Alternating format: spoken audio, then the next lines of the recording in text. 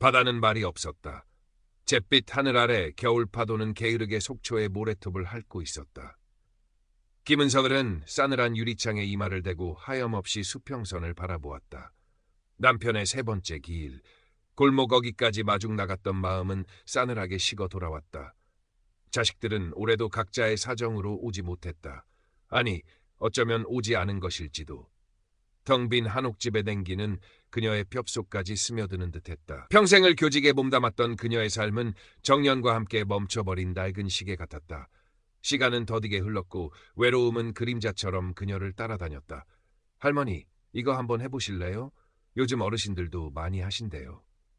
얼마 전 손녀 수지보세이 불쑥 내민 것은 최신형 스마트폰이었다. 복잡한 기계는 영 내키지 않았지만 성화에 못 이겨 며칠간 사용법을 익혔다. 수지는 은빛 울림이라는 시니어 온라인 시동호회에 가입시켜주며 할머니의 적적함을 달래보려 했었다. 처음엔 어색했지만 익명성에 기댄 공간은 의외의 편안함을 주었다. 잊고 지냈던 문학소녀 시절의 감성이 되살아나는 듯했다. 떨리는 손으로 짧은 시 한 편을 올린 그날 밤 그녀의 삶에 작은 파문이 일기 시작했다. 은서님의 시 깊은 울림을 받았습니다. 낯선 아이디 낭만 시인 최연우로부터 온 쪽지였다. 그는 자신을 은서와 비슷한 연배의 사별한 사업가라고 소개했다. 은서의 글에서 자신의 아픔을 발견한 듯 깊은 공감을 표했다.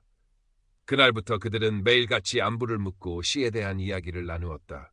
최연우는 다정했고 유머러스했으며 무엇보다 은서의 외로움을 정확히 이해하고 어루만져 주었다. 며칠 지나지 않아 은서는 수십 년 만에 처음으로 가슴 뛰는 설렘을 느꼈다. 은서 씨, 당신의 글은 메마른 내 마음의 단비와 같아요. 최연우의 메시지는 꿀처럼 달콤했다. 그는 매일 아침이면 밤새 고쳐 썼다는 시 한 편을 보내왔고 저녁이면 은서의 하루를 궁금해했다. 은서는 그의 세심함에 감동했고 그의 글솜씨에 탐복했다. 남편이 떠난 후 처음으로 누군가에게 마음을 터놓고 이야기할 수 있다는 사실만으로도 은서는 행복했다.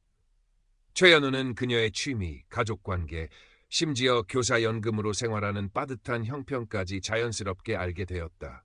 어느 날 최연우는 조심스럽게 자신의 어려움을 털어놓았다. 사실 해외에 있는 조카가 갑자기 사고를 당해 급히 합의금이 필요하게 되었어요. 제 사업 계좌가 잠시 문제가 생겨서 그런데 은서 씨 계좌로 돈을 좀 받아주실 수 있을까요? 물론 수수료는 넉넉히 챙겨드리고 나머지만 제가 지정하는 계좌로 보내주시면 됩니다. 은서 씨 외에는 이런 부탁을 할 사람이 없네요. 은서는 순간 망설였다. 생면부지의 사람에게 그것도 돈과 관련된 부탁이라니. 하지만 곧 최연우의 간절한 목소리와 그동안 쌓아온 신뢰가 그녀의 경계심을 무너뜨렸다. 그렇게 신중한 사람이 오죽하면 나에게 이런 부탁을 할까? 그녀는 결국 그의 부탁을 들어주기로 마음먹었다. 며칠 후 은서의 통장에는 실제로 큰 돈이 입금되었고 그녀는 최연우가 시키는 대로 수수료를 떼고 남은 돈을 그가 알려준 낯선 이름의 계좌로 송금했다. 그것이 자신도 모르는 사이 거대한 범죄의 수레바퀴에 첫 발을 내딛는 순간임을 그녀는 알지 못했다. 최연우와의 관계는 더욱 깊어졌다. 그는 이제 은서를 여보라고 부르며 미래를 약속했다. 이 문제만 해결되면 모든 것을 정리하고 당신 곁으로 가겠소. 우리 함께 바닷가 작은 집에서 시를 쓰며 삽시다. 은서는 그 말을 철석같이 믿었다. 그의 달콤한 속삭임은 외로운 노년의 삶의 한 줄기 빛과 같았다. 금전 요구는 교묘하게 이어졌다.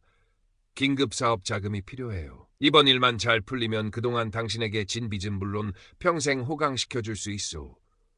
어머니가 갑자기 위독하셔서 병원비가 필요합니다. 염치 없지만 당신밖에 기댈 곳이 없어요. 은서는 그의 말을 의심하지 않았다. 이미 마음을 준 상대였고 그와의 행복한 미래를 위해서는 무엇이든 할 수 있다고 생각했다. 교사연금은 물론 자식들 몰래 모아둔 쌈짓돈까지 그의 계좌로 흘러들어갔다. 최연우는 그때마다 은서 씨 계좌를 잠시 빌려야겠소. 복잡한 세금 문제 때문이니 걱정 마시오라며 그녀를 안심시켰고 은서는 그의 지시대로 정체 모를 돈을 받고 또 다른 계좌로 보내는 일을 반복했다. 그녀는 자신이 로맨스 스캠의 피해자일 뿐 아니라 자금 세탁의 중간책 역할까지 하고 있다는 사실을 꿈에도 생각지 못했다. 오랜만에 할머니 댁을 찾은 수지는 어딘가 달라진 할머니의 모습에 고개를 갸웃했다. 평소답지 않게 초조해 보였고 스마트폰을 손에서 놓지 못했다. 특히 돈 이야기가 나올 때면 예민하게 반응하며 화제를 돌리려 애썼다. 할머니, 요즘 무슨 일 있으세요? 안색이 안 좋으세요? 아니다, 괜찮다. 나이 드니 기력이 좀 없을 뿐이다. 은서는 수진의 눈을 피하며 얼버무렸다. 하지만 수진의 의심은 쉬 가라앉지 않았다. 할머니가 밤늦도록 누군가와 메시지를 주고받는 모습, 은행 ATM 앞에서 서성이는 모습을 몇 번 목격한 터였다. 결정적으로 할머니 방 서랍 깊숙한 곳에서 발견한 여러 장의 송금 영수증은 수진의 불안감을 증폭시켰다. 수취인 이름은 모두 달랐고 금액도 적지 않았다. 최연우? 이 사람이 누굴까? 수진은 남몰래 할머니의 스마트폰을 살펴보기 시작했다. 조심스럽게 잠금 패턴을 풀고 메시지 앱을 열었을 때 그녀는 할머니와 낭만 시인 최연우라는 사람이 주고받은 수많은 대화에 경악을 금치 못했다. 낯뜨거운 애정 표현, 미래에 대한 약속, 그리고 끊임없는 금전 요구. 수지는 직감적으로 뭔가 잘못되었음을 느꼈다. 그녀는 최연우의 온라인 프로필을 샅샅이 뒤졌다. 그가 올린 사진들을 구글 이미지 검색으로 돌려보자 아니나 다를까. 사진들은 모두 인터넷에서 도용한 것들이었다. 그가 언급했던 사업체나 경력 또한 검색되지 않았다. 전형적인 로맨스 스캠 수법이었다. 수지는 할머니의 은행 거래 내역까지 확인했다. 복잡하게 얽힌 입출금 내역은 단순한 로맨스 스캠을 넘어선 무언가를 암시하고 있었다. 여러 사람 명의로 거액이 입금되었다가 곧바로 특정 계좌들로 쪼개져 빠져나가는 패턴. 자금 세탁이 의심되는 정황이었다.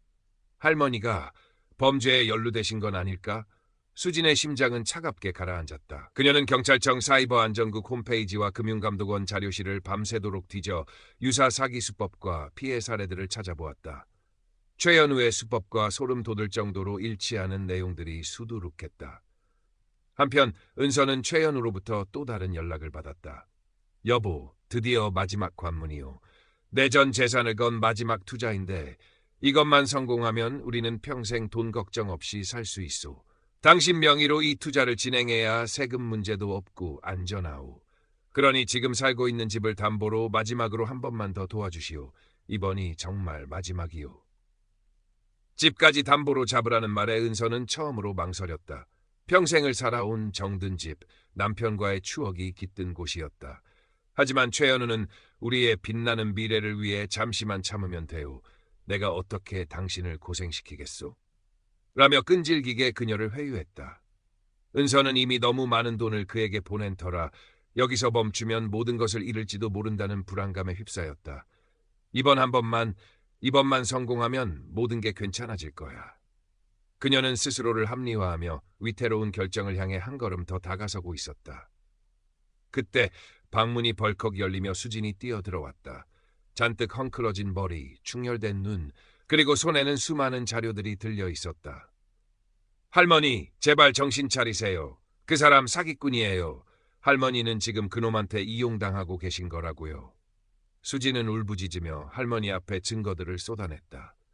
도용된 사진, 허위 정보, 의심스러운 자금 흐름, 그리고 다른 피해자들의 절규가 담긴 기사들까지. 은서는 새파랗게 질린 얼굴로 수진이 내민 자료들을 떨리는 손으로 받아들었다. 마치 사형 선고를 받는 죄인처럼. 아니야, 아닐 거야. 현우 씨는 그럴 사람이 아니야. 은서는 믿을 수 없다는 듯 고개를 저었다. 그녀가 사랑이라 믿었던 모든 것이 한순간에 부정당하는 듯한 충격. 평생 쌓아온 자존심과 마지막 희망이 산산조각나는 소리가 들리는 듯했다. 수지는 무너져 내리는 할머니를 부둥켜 안고 함께 울었다. 방 안에는 두 여자의 절망적인 울음소리만이 가득했다. 은서는 며칠을 알아누웠다. 믿었던 사랑의 배신감, 평생 모은 재산을 날렸다는 허탈감, 그리고 무엇보다 자신도 모르는 사이에 범죄에 연루되었을지도 모른다는 공포감은 그녀를 깊은 절망의 늪으로 밀어넣었다. 수지는 학교까지 휴학하고 할머니 곁을 지켰다. 밥도 제대로 넘기지 못하고 멍하니 허공만 바라보는 할머니를 볼 때마다 수진의 가슴은 미어졌다. 가까스로 정신을 차린 은서는 수진의 도움을 받아 최연우에게 마지막으로 연락을 시도했다. 그의 목소리를 직접 듣고 진실을 확인하고 싶었다. 하지만 그의 스마트폰은 꺼져 있었고 온라인 동호회정은 물론 그와 소통했던 모든 창구는 흔적도 없이 사라진 뒤였다. 마치 신기루처럼. 그때 은서의 스마트폰으로 낯선 번호의 메시지가 도착했다. 김은서 씨, 조용히 입 다물고 있는 게 좋을 거야. 더 이상 일을 크게 만들면 당신도 무사하지 못할 테니. 협박이었다. 간결하지만 섬뜩한 경고. 사기 조직의 존재를 암시하는 명백한 증거였다. 은서는 공포에 질려 스마트폰을 떨어뜨렸다.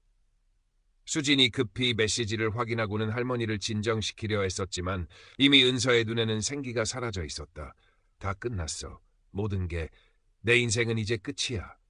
은서는 자포자기한 듯 중얼거렸다. 평생을 정직하게 살아왔다고 자부했는데 말년에 이런 끔찍한 일에 휘말리다니. 수치심과 자괴감에 고개를 들 수 없었다. 수지는 이대로 할머니가 무너지는 것을 두고 볼 수 없었다. 그녀는 변호사 친구에게 자문을 구하고 관련 기관에 익명으로 상담을 받으며 할머니를 도울 방법을 강구했다. 그리고 며칠 후 수지는 단호한 표정으로 은서에게 말했다. 할머니, 우리 이대로 숨어만 있을 수는 없어요. 물론 무섭고 두렵다는 거 알아요. 하지만 할머니는 명백한 피해자세요. 그리고 어쩌면 할머니의 용기가 다른 피해를 막을 수도 있어요. 제가 끝까지 함께 할게요. 수진의 진심 어린 눈빛과 따뜻한 손길은 은서에게 작은 용기를 불어넣었다. 그래, 이대로 주저앉을 수는 없었다. 잃어버린 돈보다 더 소중한 것은 자신의 존엄성이었다. 그리고 자신과 같은 또 다른 피해자가 생기지 않도록 무언가 해야 한다는 작은 사명감도 고개를 들었다. 며칠 후 은서는 수진의 부축을 받으며 경찰서로 향했다. 모든 증거 자료를 제출하고 자수하는 심정으로 자신이 겪었던 모든 일을 상세히 진술했다. 담당 형사는 안타까운 표정으로 그녀의 이야기를 들어주었지만 돈을 되찾을 가능성은 희박하며 국제적인 온라인 사기 조직이라 검거도 쉽지 않을 것이라는 비관적인 전망을 내놓았다. 자금 세탁에 연루된 부분에 대해서는 참고인 조사가 더 필요하다는 말도 덧붙였다. 경찰서를 나서는 은서의 발걸음은 천근만근 무거웠다. 하지만 이상하게도 마음 한구석은 오히려 후련했다. 가장 두려웠던 진실을 마주하고 세상에 알렸다는 사실 때문일까. 그 후로 은서는 한동안 깊은 우울감과 대인기피증에 시달렸다. 동네 사람들을 마주치는 것조차 두려웠고 밤이면 악몽에 시달렸다. 하지만 수지는 헌신적으로 할머니 곁을 지켰다. 함께 산책을 하고 맛있는 음식을 만들어주며 할머니의 기운을 북돋았다. 은서가 과거 가르쳤던 제자들 몇몇도 소식을 듣고 찾아와 진심으로 위로를 건넸고 이웃 주민 중에도 따뜻한 격려를 보내주는 이들이 있었다. 시간이 약이었을까? 아니면 주변 사람들의 따뜻한 마음 덕분이었을까? 은서는 조금씩 기력을 회복하기 시작했다. 그리고 어느 날 그녀는 수진에게 조심스럽게 말했다. 수진아, 내가 이대로 있을 수만은 없을 것 같다. 나 같은 바보도인 내가 또 나오지 않으려면 내가 겪은 일을 알려야 하지 않겠니? 수진은 눈물을 글썽이며 할머니의 손을 꼭 잡았다. 할머니, 정말 대단하세요. 제가 뭐든지 도울게요. 그렇게 은서는 자신의 아픈 경험을 세상에 알리기로 결심했다. 처음에는 두렵고 망설여졌지만 더 큰 피해를 막아야 한다는 책임감이 그녀를 움직였다. 은서의 첫 번째 고백은 그녀가 활동했던 시니어 온라인 시 동호회 게시판이었다. 떨리는 손으로 한자 한자 써내려간 글에는 그녀가 겪었던 로맨스 스캠의 전 과정과 자금 세탁에 연루될 뻔했던 아찔한 경험, 그리고 현재의 심경이 진솔하게 담겨 있었다. 글의 말미에는 부디 저와 같은 어리석은 실수를 반복하지 마시길 바란다는 간절한 당부도 잊지 않았다. 반응은 폭발적이었다. 수많은 댓글과 쪽지가 쏟아졌다. 대부분은 은서의 용기에 박수를 보내며 위로와 격려를 전했고 몇몇은 자신도 비슷한 경험을 할 뻔했다며 아찔했던 순간을 공유하기도 했다.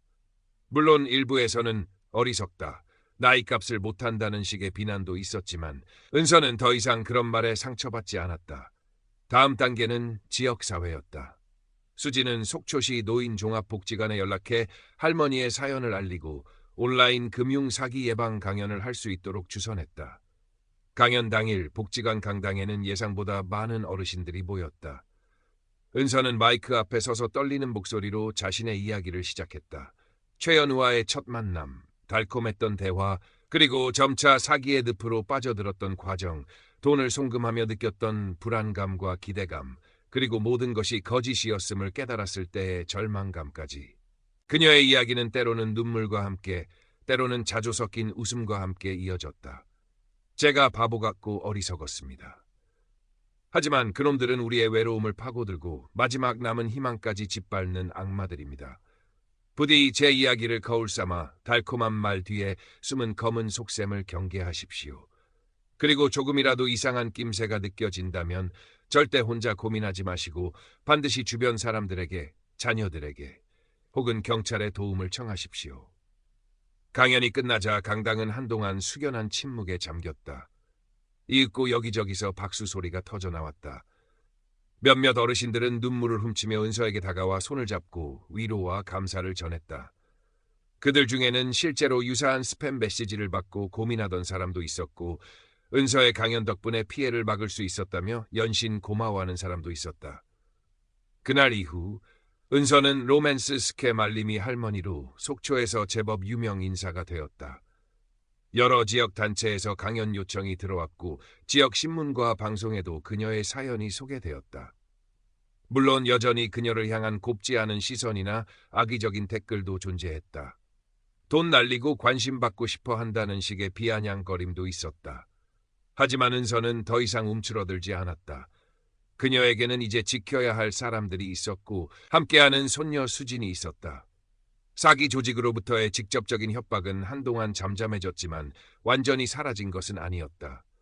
가끔 발신번호 표시 제한으로 걸려와 아무 말 없이 끊어지는 전화 혹은 의미를 알 수 없는 단문 메시지가 그녀를 불안하게 만들기도 했다. 하지만 그럴 때마다 은서는 더욱 마음을 다잡았다. 내가 여기서 멈추면 그들이 이기는 것이다. 수지는 할머니의 든든한 지원군이었다. 강연 자료를 만들고 일정을 관리하며 할머니의 건강을 챙겼다. 때로는 악플에 상처받는 할머니를 대신해 날카롭게 반박하기도 했고 밤늦도록 할머니의 말벗이 되어주었다. 이 사건을 계기로 두 사람의 관계는 이전과는 비교할 수 없을 만큼 깊고 단단해졌다. 할머니는 손녀에게서 삶의 새로운 활력을 얻었고 손녀는 할머니에게서 삶의 지혜와 용기를 배웠다. 시간이 흘러 계절이 몇 번 바뀌었다. 은서는 여전히 그날의 상처를 가슴 한구석에 안고 살아가고 있었다. 잃어버린 돈은 되찾지 못했고 최연우라는 이름 뒤에 숨은 사기꾼은 여전히 잡히지 않았다. 하지만 그녀는 더 이상 과거의 절망에 갇혀 있지 않았다. 매주 복지관에서 온라인 금융사기 예방상담 봉사를 하며 자신의 경험을 나누었고 지역 노인들을 위한 디지털 리터러시 교육 프로그램에도 적극적으로 참여했다. 그녀의 작은 목소리는 조금씩 세상을 변화시키고 있었다.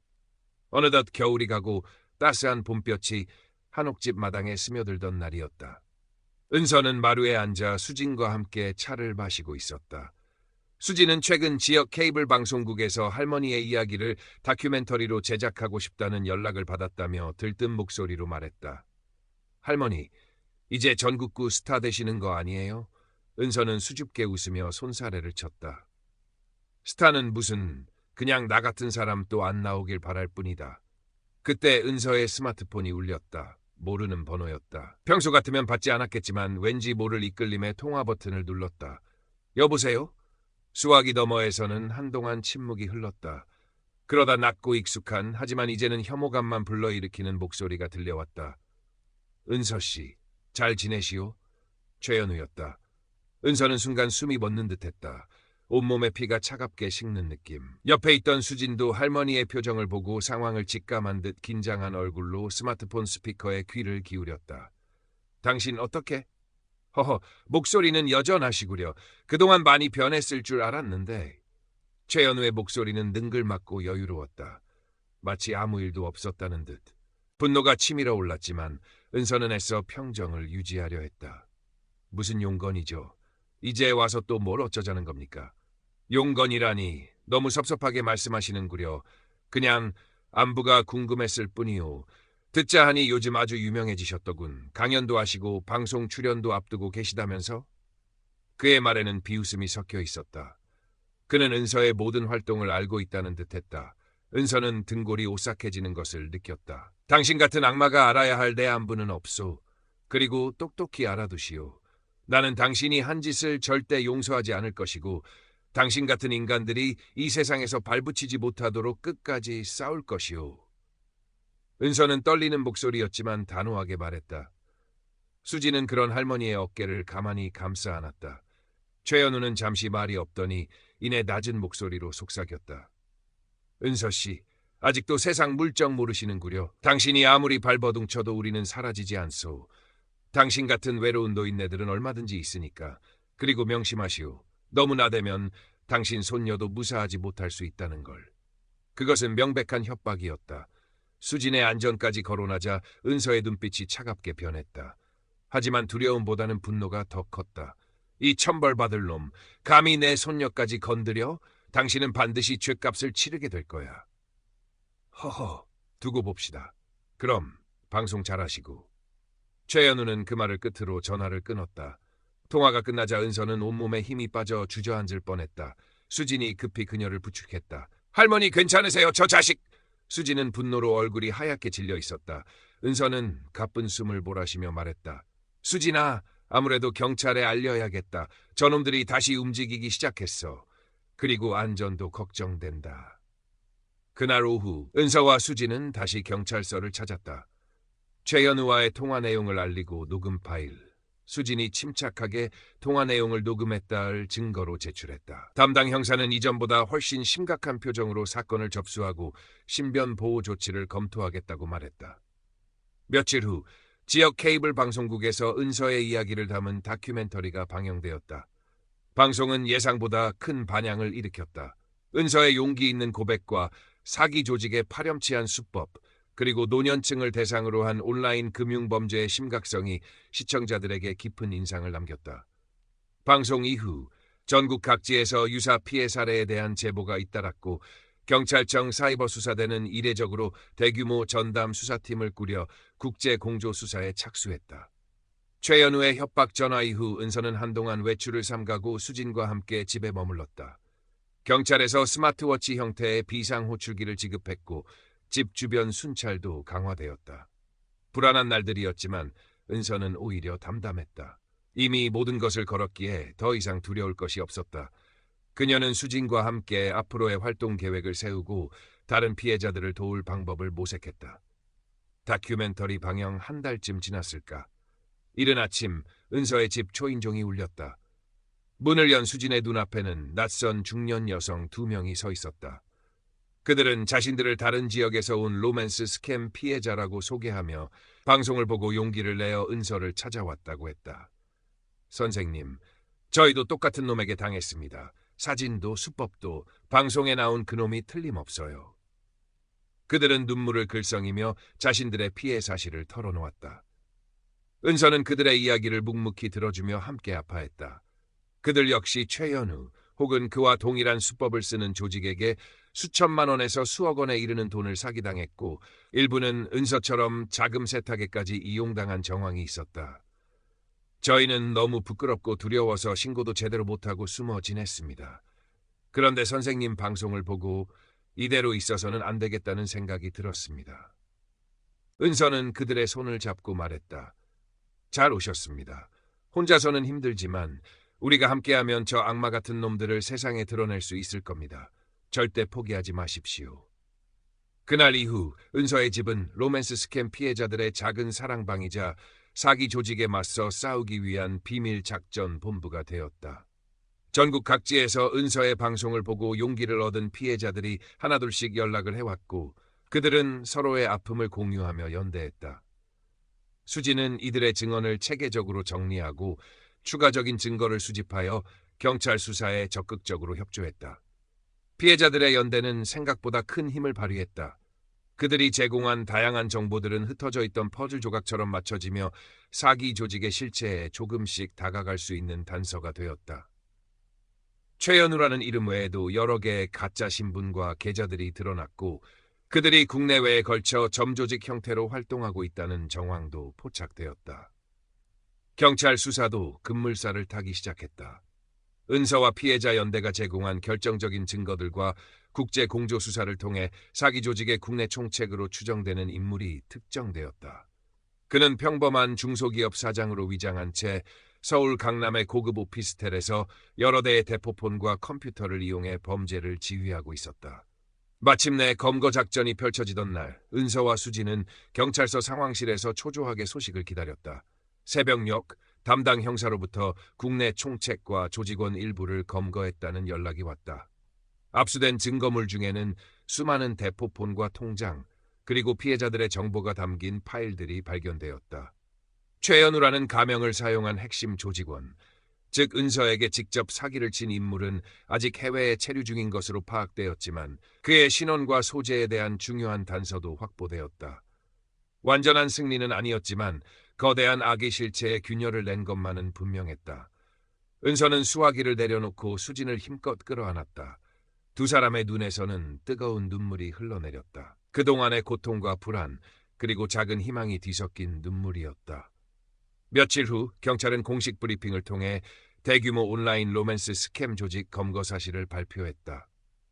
뉴스에는 은서의 인터뷰 영상이 짧게 흘러나왔고 그녀의 용기 있는 행동은 많은 사람들에게 감동을 주었다. 비록 잃어버린 돈을 모두 되찾을 수는 없었지만 은서는 그보다 더 값진 것을 얻었다고 생각했다. 그것은 바로 부서진 자존감의 회복과 세상에 대한 작은 기여였다. 사건은 일단락되었지만 은서의 활동은 멈추지 않았다. 그녀는 여전히 로맨스 스캠 피해자들을 위한 상담과 지원 활동을 계속했고 온라인 금융사기 예방 교육에도 더욱 적극적으로 참여했다. 그녀의 이야기는 책으로도 출간되어 더 많은 사람들에게 알려졌고 국회에선 노년층 대상 금융사기 방지법 제정에 대한 논의가 시작되기도 했다. 어느덧 시간이 흘러 다시 겨울이 찾아왔다. 속초의 바닷가에는 차가운 바람이 불었지만 은서의 한옥집에는 따뜻한 온기가 감돌았다. 그동안 소원했던 자식들도 이제는 주말마다 할머니 댁을 찾아와 함께 시간을 보냈고 수지는 할머니의 곁을 든든하게 지키는 동반자가 되었다. 크리스마스를 며칠 앞둔 저녁, 은서는 수진과 함께 거실에 앉아 새로 구입한 작은 트리를 장식하고 있었다. 반짝이는 불빛 아래 두 사람의 얼굴에는 잔잔한 미소가 어렸다. 그때 현관문 초인종이 울렸다. 문을 열자 뜻밖의 손님이 서 있었다. 얼마 전 경찰 브리핑에서 보았던 이번 사건을 총괄했던 담당 형사였다.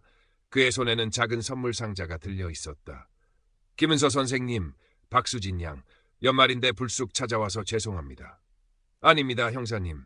어서 들어오십시오. 따뜻한 차를 나누며 형사는 조심스럽게 이야기를 꺼냈다. 사실 좋은 소식이 있어서 왔습니다. 해외에 도피 중이던 최현우, 본명 박철민을 현지 경찰과의 공조 수사 끝에 오늘 새벽 검거했습니다. 곧 국내로 송환될 예정입니다. 은서는 순간 자신의 귀를 의심했다. 그 악마 같은 인간이 드디어 잡혔다고? 믿기지 않는 소식에 은서는 아무 말도 하지 못하고 형사의 얼굴만 바라보았다. 옆에 있던 수진이 떨리는 목소리로 물었다. 정말인가요, 형사님? 네, 그렇습니다. 김 선생님과 다른 피해자분들의 용기 있는 제보와 협조 덕분입니다. 특히 김 선생님께서 제공해 주신 초기 증거와 지속적인 활동이 결정적인 역할을 했습니다.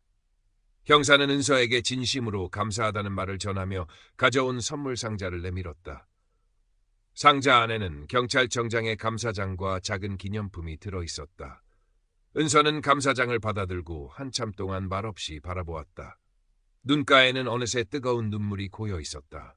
그것은 기쁨의 눈물이기도 했고 그동안의 고통을 보상받는 듯한 안도의 눈물이기도 했다. 고맙습니다. 정말 고맙습니다, 형사님. 형사가 돌아간 후에도 은서는 한동안 거실에 앉아 감사장을 어루만졌다. 수지는 그런 할머니의 모습을 따뜻한 눈으로 바라보았다. 할머니, 이제 정말 다 끝난 것 같아요. 그래, 다 끝났다. 하지만 이제부터가 또 다른 시작일지도 모르지. 은서는 창밖으로 보이는 밤바다를 바라보며 나지막이 말했다. 그녀의 목소리에는 슬픔과 회한보다는 잔잔한 평온함과 어떤 다짐 같은 것이 묻어 있었다. 며칠 후 크리스마스 이브. 은서의 집에는 자식들과 손주들 그리고 수진이 함께 모여 조촐한 파티를 열었다. 맛있는 음식과 웃음소리가 끊이지 않았다. 은서는 오랜만에 느끼는 가족의 온기에 마음이 따뜻해지는 것을 느꼈다. 식사가 끝나고 거실에 둘러앉아 이야기를 나누던 중 TV 뉴스에서 박철민의 국내 송환 소식이 흘러나왔다. 공항에서 형사들에게 체포되어 끌려가는 그의 초췌한 모습이 화면에 잡혔다. 한때 은서를 설레게 했던 달콤한 목소리와 현란한 글솜씨는 온데간데 없고 탐욕과 비겁함만이 남은 한낱 범죄자의 얼굴이었다. 은서는 셔츠를 보며 어떤 복잡한 감정에 휩싸였다. 분노도 증오도 아니었다. 어쩌면 연민이었을까? 아니, 그보다는 허망함에 가까웠다. 저런 하찮은 인간에게 그토록 오랫동안 휘둘리고 고통받았다니. 뉴스 화면이 바뀌자 은서는 조용히 TV를 껐다. 그리고 가족들을 둘러보며 말했다. 얘들아, 오늘 같은 날 저런 흉한 건 그만 보자꾸나. 우리에게는 더 중요하고 소중한 것들이 많지 않니? 가족들은 은서의 말에 고개를 끄덕였다.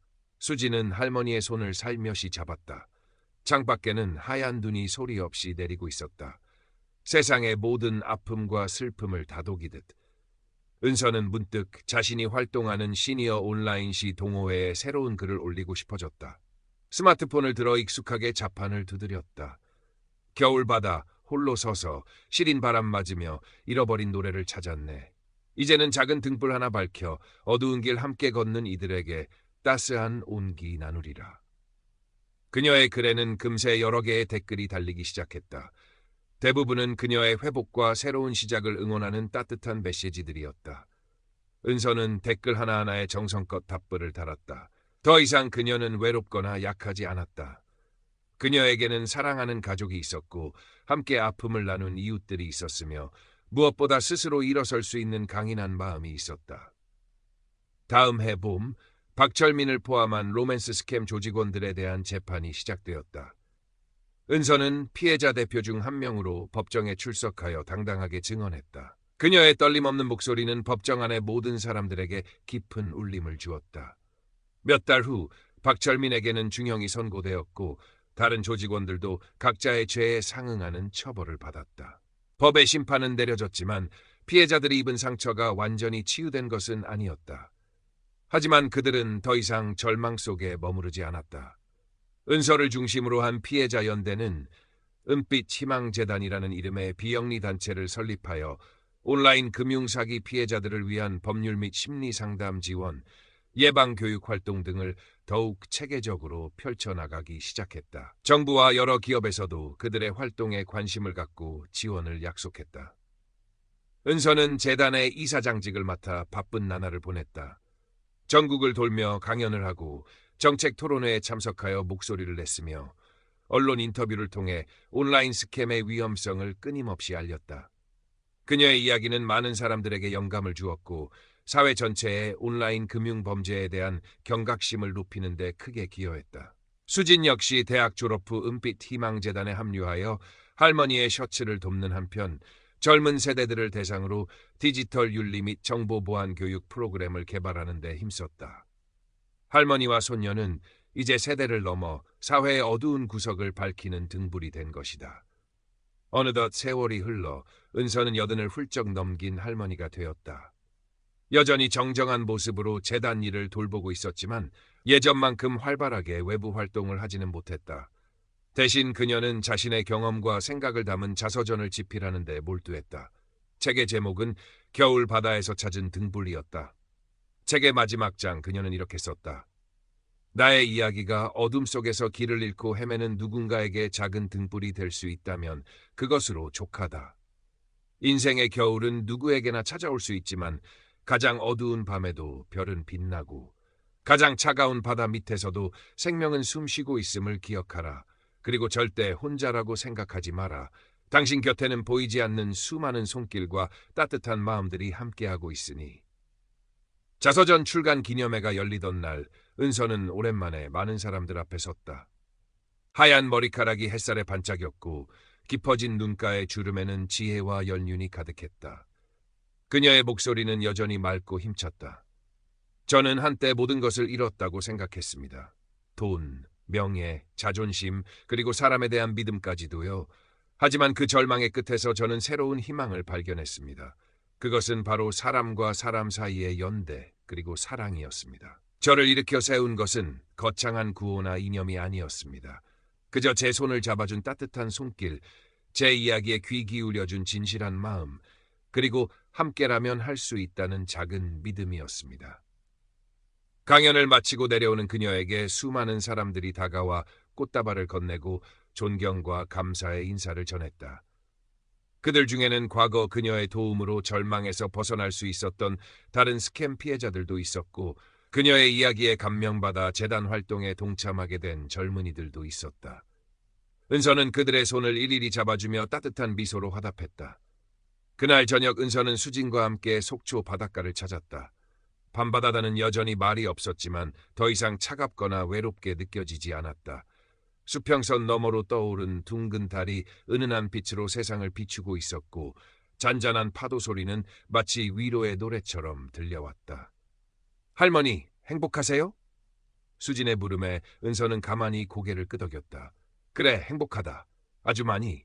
그녀의 얼굴에는 깊은 평화와 감사가 어려 있었다.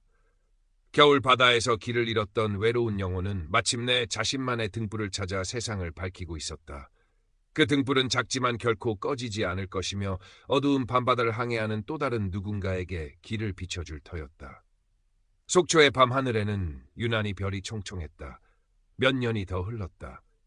은서 할머니는 이제 아흔을 바라보는 나이가 되었지만 그녀가 뿌린 씨앗은 사회 곳곳에서 싹을 틔우고 있었다. 은빛 희망재단은 전국적인 조직으로 성장하여 온라인 금융 사기 피해자 지원 및 예방 활동에 중추적인 역할을 하고 있었고, 정부 차원에서도 노년층을 위한 디지털 안전망 구축에 많은 노력을 기울이고 있었다. 은서 할머니는 더 이상 재단의 일선에서 활동하지는 않았지만 여전히 정신적인 지주로서 많은 사람들에게 영감을 주었다.